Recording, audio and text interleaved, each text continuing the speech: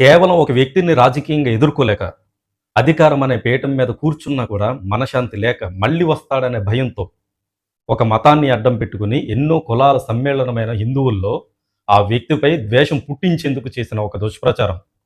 తిరుమల తిరుపతి లడ్డూ ప్రసాదంలో గత జగన్మోహన్ రెడ్డి గారి ప్రభుత్వంలో గొడ్డు కొవ్వు, పంది కొవ్వు కలిసాయనే దుష్ప్రచారం. ఇది చేసింది మరెవరో కాదు, సాక్షాత్తు ఒక ముఖ్యమంత్రి, ఉప ముఖ్యమంత్రి. తిరుమల లడ్డు కూడా ఎనిమల్ ఫ్యాట్ కూడా వాడారని, బీఫ్ తోటి, పిగ్ ఫ్యాట్ తోటి, ఫిష్ ఆయిల్ తోటి కలిపిన లడ్డు, లక్షల లడ్లు. అయోధ్య రామ మందిర్ కూడా తిరుపతి లడ్లు, టీటీడీ లడ్లు. ఉప ముఖ్యమంత్రి పవన్ కళ్యాణ్ అయితే అపాలజిటిక్ సనాతని అంటూ ఊగిపోయాడు. An unapologetic Sanatani Hindu. I am an unapologetic Sanatani Hindu. మెట్లు కడిగాడు.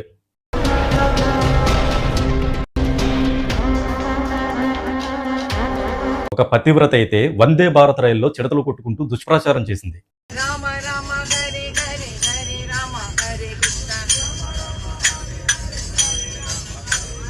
హరే రామ హరే కృష్ణ రామ రామ హరే కృష్ణ హరే రామ. వీళ్లు చేసిన రచ్చకి, దుష్ప్రచారానికి ప్రపంచవ్యాప్తంగా ఉన్న హిందువుల మనోభావాలు దెబ్బతిన్నాయి. తిరుమల తిరుపతి దేవస్థానానికి ప్రపంచవ్యాప్తంగా ఉన్న ప్రతిష్ట దెబ్బతింది. మతాల మధ్య విద్వేషాలు రెచ్చగొట్టారు. హిందువుల్లో ఒక అలజడి నెలకొంది. ఈ దుష్ప్రచారాలు, మత విద్వేషాలు ఎంతగా ప్రభావితం చేశాయనంటే, ప్రపంచ ప్రఖ్యాత ఇండస్ట్రియల్ సహితం ఆంధ్రప్రదేశ్లో పెట్టుబడులు పెట్టడానికి కూడా భయపడేంతగా ప్రభావితం చేశాయి. ఆఖరికి సుప్రీంకోర్టు జోక్యం చేసుకుని, ఇక ఆపండి, ఈ విషయంపై ఎవరూ మాట్లాడొద్దు అనంటూ సిబిఐ ఎంక్వైరీకి ఆదేశించింది. కేంద్రంలో అధికారంలో ఉన్నది కూటమి ప్రభుత్వం, రాష్ట్రంలో అధికారంలో ఉన్నది కూటమి ప్రభుత్వం. ఈ దుష్ప్రచారం చేసిన వాళ్ళ చేతుల్లోనే అధికారం ఉంది. కానీ సిబిఐ ఎంక్వైరీలో తేలిన నిజమేంటో తెలుసా? తిరుమల తిరుపతి లడ్డూ ప్రసాదంలో ఎటువంటి యానిమల్ ఫ్యాక్ట్ కలవలేదు అని తేల్చింది. ఈ దుష్ప్రచారం చేయడం వల్ల ఇప్పటికే రాష్ట్ర వ్యాప్తంగా విధవలమయ్యాం.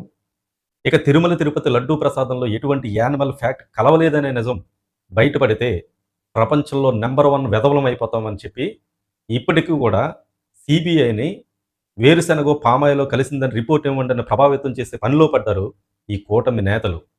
ఈ తిరుమల లడ్డు ప్రసాదం విషయంలో కూటమి నేతలకు నేను ఇచ్చే సలహా ఏంటంటే, ఇకనైనా ఆపండి. మీరే గనక నిజమైన హిందువులైతే, శ్రీ వెంకటేశ్వర స్వామి భక్తులైతే, ఇకనైనా ఈ దుష్ప్రచారం ఆపి కొంతైనా మీ విలువను కాపాడుకోండి